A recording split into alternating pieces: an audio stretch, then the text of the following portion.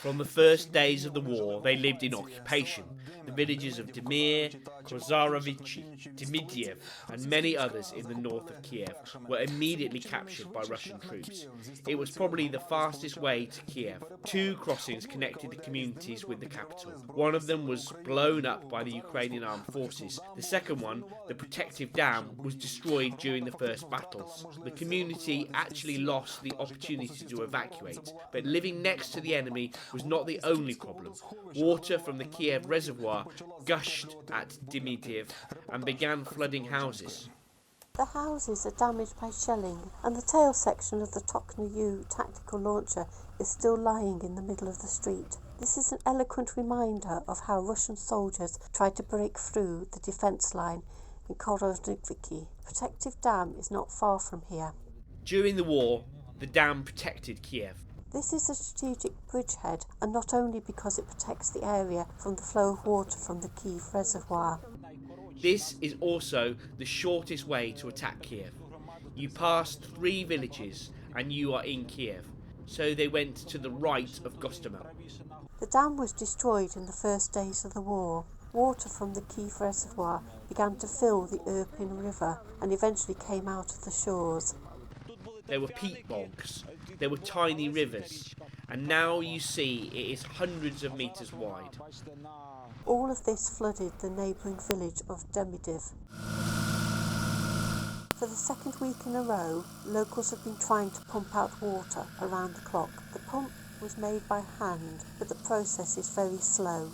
The engine was made by hand. We overcome the consequences on our own. The destruction is great everywhere. The water level here was higher than human height. Dozens of houses were flooded. There are about 50 houses. It is difficult to get to these houses. Some of the owners left during the flood. Many owners still haven't yet returned. The water has already reached Tetiana's house. The basements are flooded and the well is too. Where should I plant potatoes? It will be famine. The houses around were flooded. Here, the water level can be determined from the greenhouse. This is our garden. We took the chickens to the neighbours. The pigs are in a completely unsuitable room.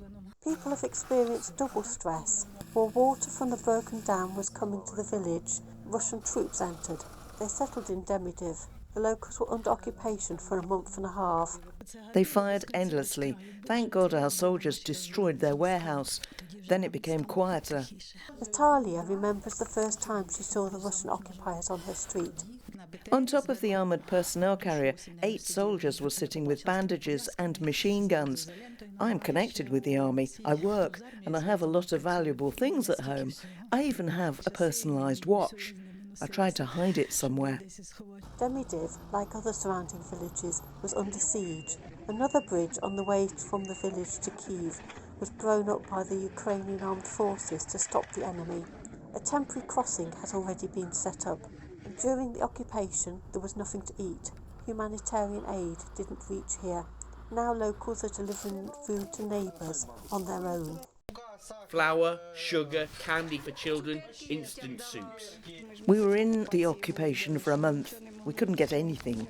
So far, the brigades with special equipment haven't reached Demydiv. However, locals can be pleased that the flooded part of the village has created a significant obstacle for Russian troops. The Russians were building a pontoon crossing, but no matter how hard they tried, they couldn't overcome the water shield. Kristina Velishchanka, Kozarovychi, Fatih Program, ICTV, United News.